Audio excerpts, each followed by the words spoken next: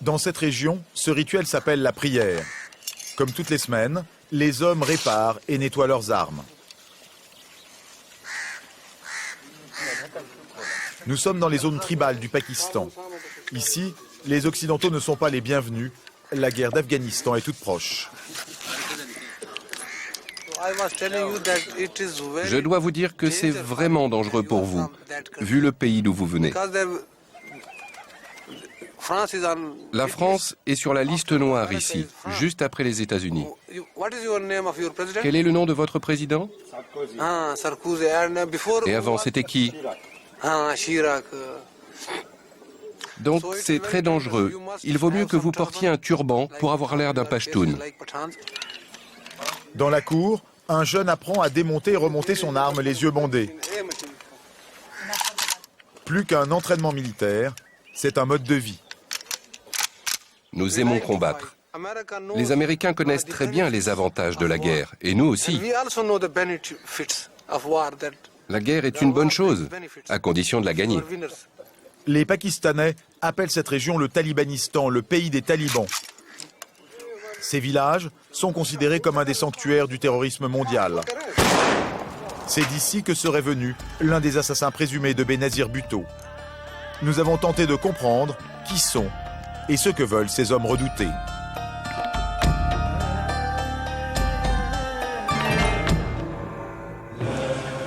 Mon enquête commence à Islamabad, la capitale du Pakistan.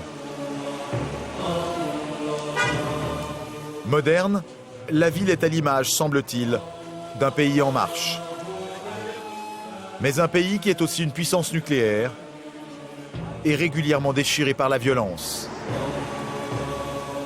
Nous sommes au lendemain de l'assassinat de Benazir Bhutto. À l'endroit même où elle a été tuée, tous les soirs, des Pakistanais se rassemblent pour la pleurer et prier.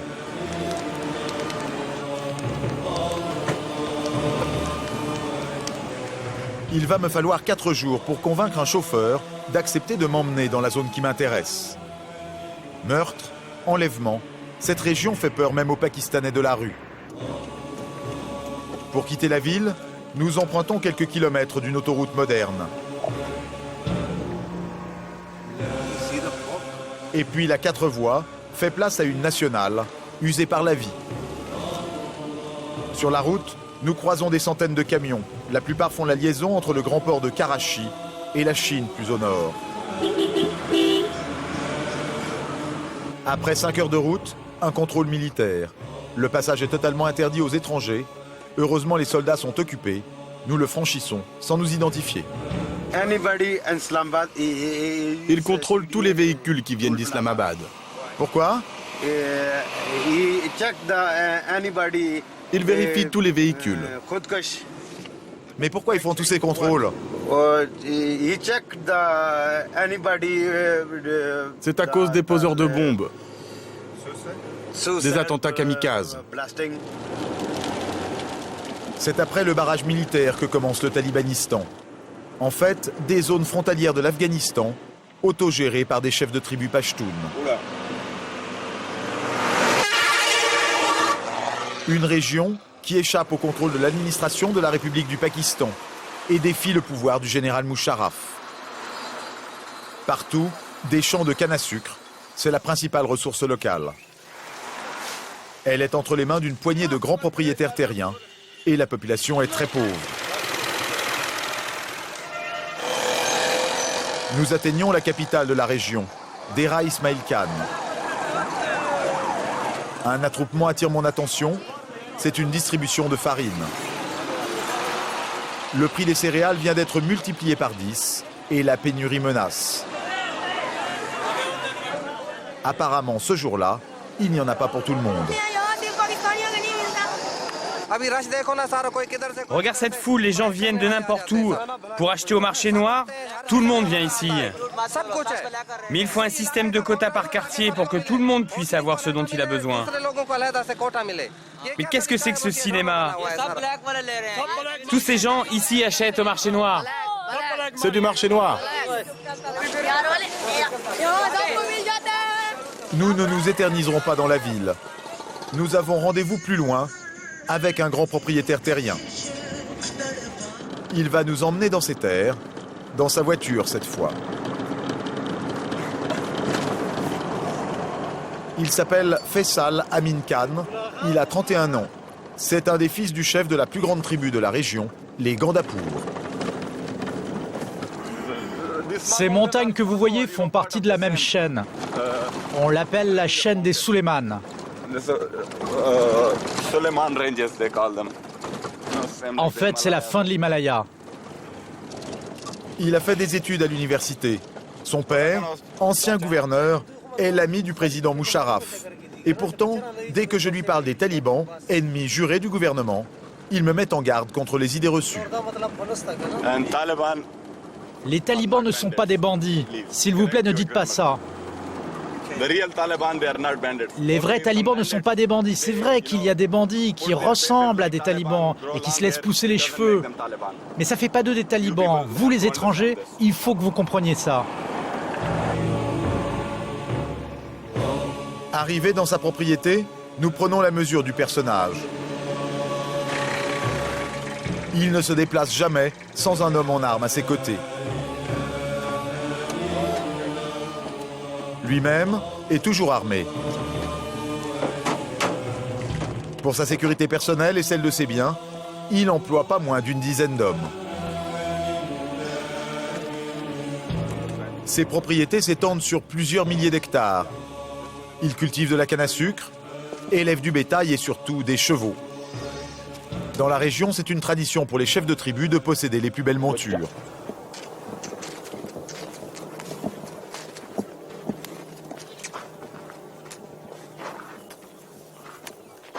Tu n'aimes pas la fumée de ma cigarette? L'homme se sent une responsabilité vis-à-vis de la population. Pendant des années, j'ai la conviction que mon peuple a été privé de ses droits les plus élémentaires, comme d'avoir accès à l'eau potable, à l'électricité, à l'hôpital et à l'école. Il y a des écoles, mais elles sont fantômes la plupart du temps. Le discours est apparemment très critique envers l'État pakistanais. Pourtant, Faisal travaille avec le gouvernement. Il est officiellement coordinateur de la construction d'un barrage confié à des entreprises chinoises et turques. Je comprends qu'il est impossible pour le gouvernement de se passer de son appui pour garder un pied dans la région. Toutes les tribus dans cette région, le long de la frontière, ont leurs propres coutumes. On appelle ça le code de vie pashtun, dans lequel l'honneur, le respect et la paix sont assumés par la communauté elle-même. Vous savez, s'il y a des fauteurs de troubles, eh bien, pour parler franchement, dans la plupart des cas, nous n'avons pas besoin de demander l'aide du gouvernement. Parce que si quelqu'un sème le désordre dans ma maison, sur mon territoire, et qu'il essaye de nous déstabiliser, eh bien, c'est de ma responsabilité de me débarrasser de ce gentleman ou de ce groupe de gentlemen. Nous laissons Faisal à ses affaires. Pour tenter de découvrir les codes de vie pashtun de sa tribu, nous nous rendons dans le berceau de sa famille, à 30 km, de l'autre côté de ce haut plateau, encore plus loin, en direction de l'Afghanistan, dans la petite ville de Koulaichi, 26 000 habitants. Nous voilà dans un autre monde. Les rares femmes que nous apercevons sont toutes habillées d'une burqa. Il m'est impossible de les aborder. Il n'y a plus d'asphalte. L'électricité arrive par intermittence. Mon rendez-vous est à côté de la mosquée, avec cet homme, Fakir, 47 ans.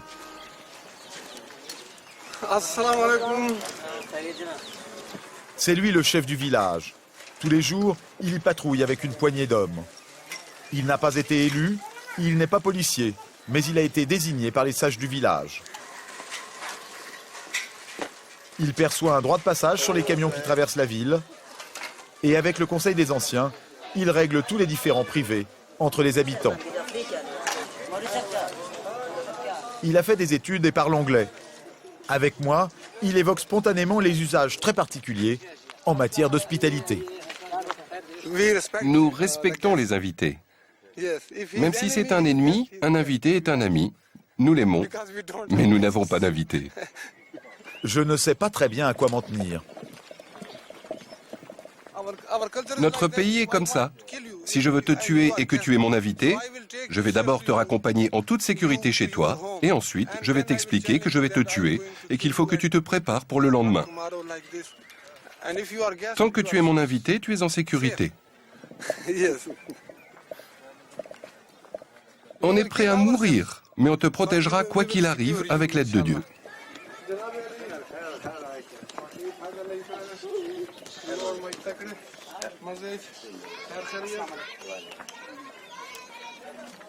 Apparemment, je suis invité. À la fin de sa patrouille, il me propose de partager son repas.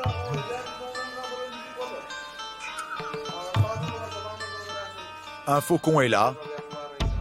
L'homme s'en sert pour aller chasser. Nous parlons de la situation politique. L'assassin présumé de Benazir Bhutto a été arrêté à moins d'une trentaine de kilomètres.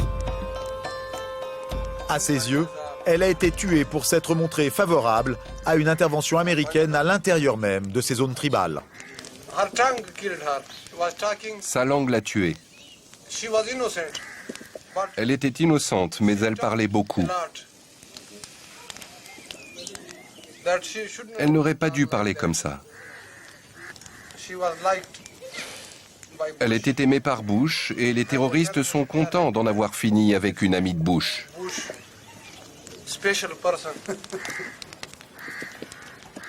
Je découvre que la mort violente fait partie intégrante de la culture de ces hommes. Ils m'offrent le thé, mais tout peut arriver. Dans la ville, il n'y a pas de tribunal. Une seule décision du Conseil des sages et un simple voleur peut être exécuté sans autre forme de procès. Ce n'est pas au gouvernement de faire la police. Ce sont les gens ici qui arrêtent et tuent les voleurs, les bandits et tous les malfaisants. Et qui rend la justice ? Chaque homme peut rendre sa justice. Chacun est lui-même le juge, la loi, l'armée, la police. Il faut faire les choses soi-même. Notre société est basée là-dessus. Notre devise, c'est « Les hommes, les vrais hommes, meurent au champ de bataille ». C'est notre vécu. Les hommes meurent toujours au combat.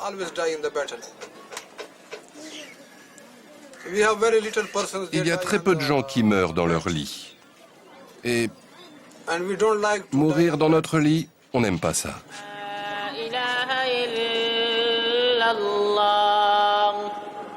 Interrogé sur le rôle des talibans dans l'organisation de la société, l'homme reste évasif. Et pourtant, l'influence de ces combattants islamistes est bien là. Pour la mesurer, il m'a été suggéré de me rendre à Dera Ismail Khan, dans la plus grande école coranique de la ville. Ici, il y a très peu d'écoles publiques. Elles sont souvent payantes. La population est très pauvre. Alors, ce sont les madrasas comme celle-ci, celle de Siraj ul Uloum, qui forment la plupart des enfants et des jeunes.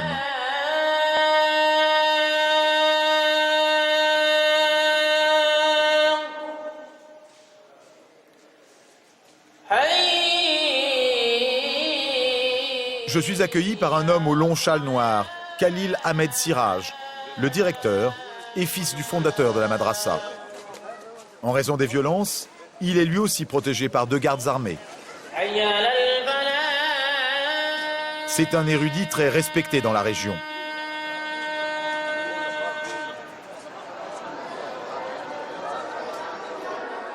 Son école héberge plus de 500 élèves pour des cours entièrement gratuits, repas et pensions compris. Ils apprennent ici le calcul et l'arabe en étudiant le Coran qu'ils récitent par cœur.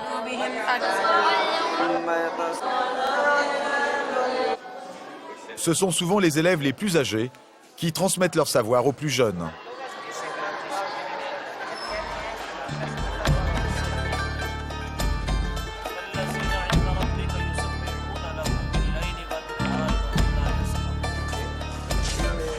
Mais je vais découvrir que l'homme qui dirige l'établissement est aussi un homme très engagé. Il a fait plusieurs séjours en prison pour des diatribes violentes contre le président Musharraf. Et devant moi, il ne cache pas ses attaches avec les combattants islamistes. C'est nous, les musulmans, qui avons créé le Pakistan. Nous devons défendre le Pakistan. Nous défendrons le Pakistan en tant que soldats.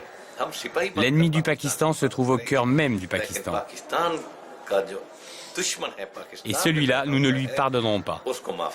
L'ennemi dont il parle est le président pakistanais Pervez Musharraf. Et il tient à me présenter un moudjahidine, un commandant taliban qui combat en Afghanistan. Vas-y, parle. Parle de ta mission, de notre mission pour la défense du Pakistan. Je me retrouve face à face avec un homme qui combat les Occidentaux en Afghanistan. Au nom d'Allah et de son prophète Mohammed, la mission des talibans sur le sol d'Afghanistan est d'instaurer la charia sur la terre d'Allah. Et à la grâce de Dieu, nous travaillons selon la volonté du Mollah Omar. Tant que cela sera nécessaire, nous sacrifierons nos vies.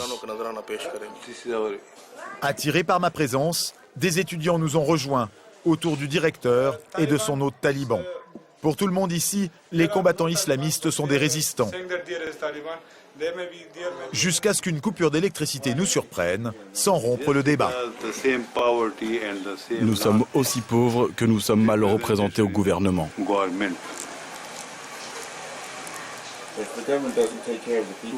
Nous sommes pauvres. C'est une évidence, nous sommes très pauvres. Nous sommes privés de tout confort. Avant de nous quitter, le directeur de l'école coranique tient à me montrer quelque chose. Quelque chose qui l'amuse beaucoup.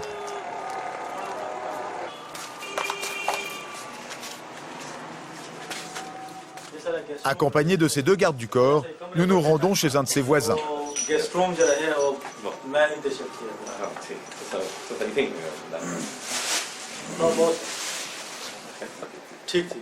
L'homme possède toute une collection d'équipements militaires made in USA.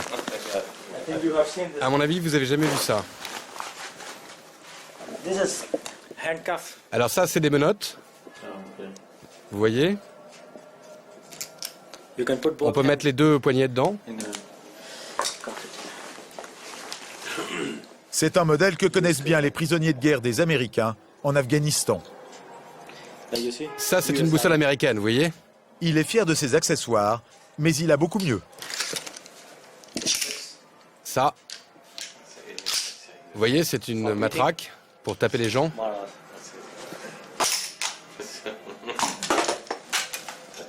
Cet attirail, il l'a acheté chez un trafiquant de la grande ville de la région, Peshawar.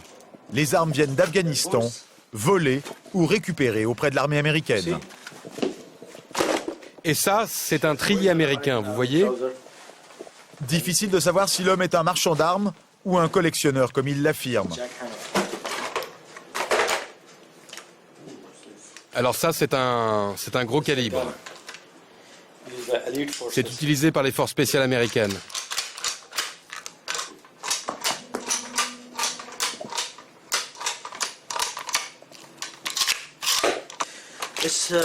Regardez le calibre.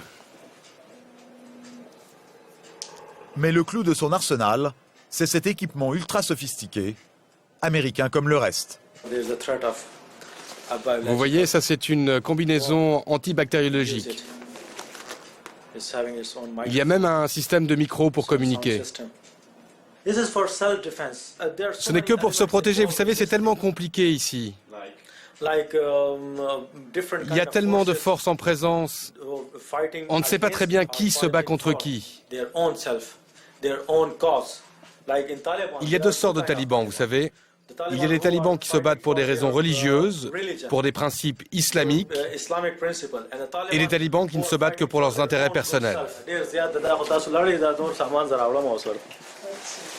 Ça, tu vois, c'est mon arme personnelle. Je réalise à quel point les armes ici circulent librement. Mais je vais également comprendre autre chose. Le gouvernement pakistanais traite avec les combattants islamistes par intermédiaire interposé. Contact est pris avec un responsable du projet de barrage. Il a rendez-vous avec des combattants talibans. Il accepte que je l'accompagne, à condition de préserver son anonymat.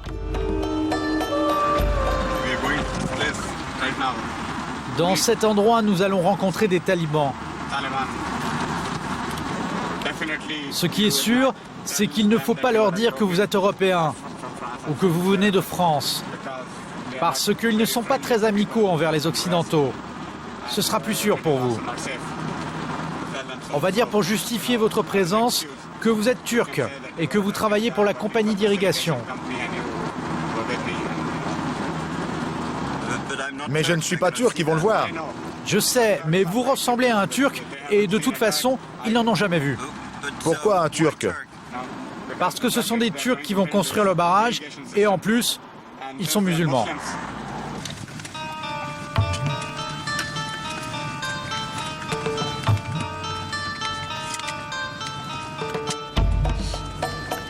La zone est dangereuse pour lui aussi.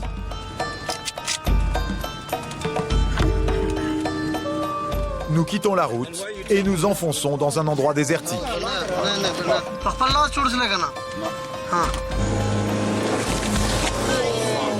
Ah merde, merde, merde! La voiture est tombée dans la rivière. Le rendez-vous a été fixé au-delà du cours d'eau.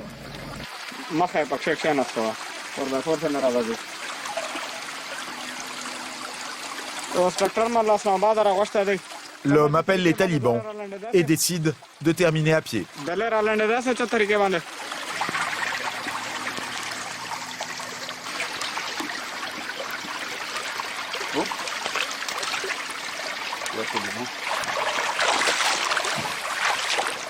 Il va me faire passer pour un ingénieur turc. Il me demande de cacher ma caméra sous mon bras.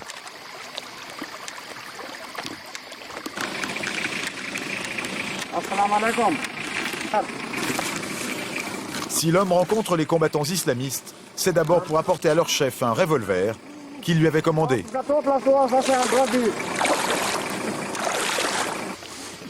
Est-ce que l'arme est neuve?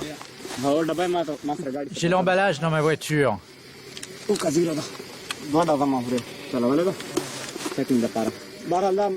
J'ai tiré 2 coups de feu seulement avec le pistolet. Celui qui me l'a fourni, je le connais depuis 16 ans. C'est un homme âgé, c'est garanti. Mais notre contact souhaite avant tout s'assurer que les talibans ne perturberont pas le projet du barrage. Ils proposent à leur chef un travail sur le chantier. Nous sommes 2. Si vous pouvez rassembler 6, 7, 8 personnes avec vous, je propose que l'un d'entre vous soit le chef. En fait, pour l'instant, nous ne sommes que 2. Moi et Saïd. Ok, laissez passer le mois sacré, le Muharram.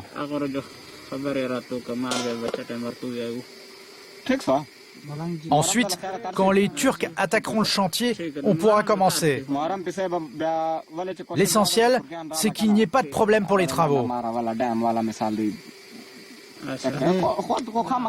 À la fin de la rencontre, je joue les touristes et leur demande quelques images souvenirs. Les hommes semblent beaucoup s'amuser que je puisse les filmer dans le noir.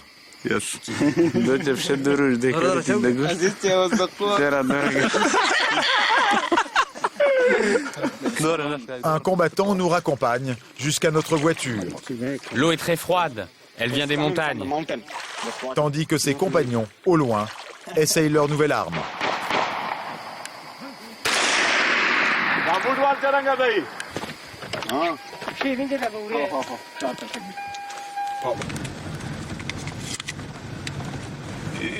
C'était quelqu'un d'important?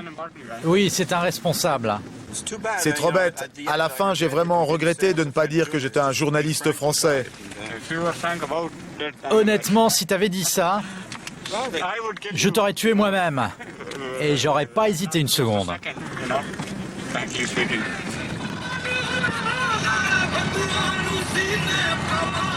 Quelques jours après mon départ, j'apprendrai que la région est bombardée par l'aviation pakistanaise. Protégés par ces montagnes et leurs traditions, ces hommes n'ont pas fini de tenir tête à leur pays, le Pakistan, et à ses alliés occidentaux.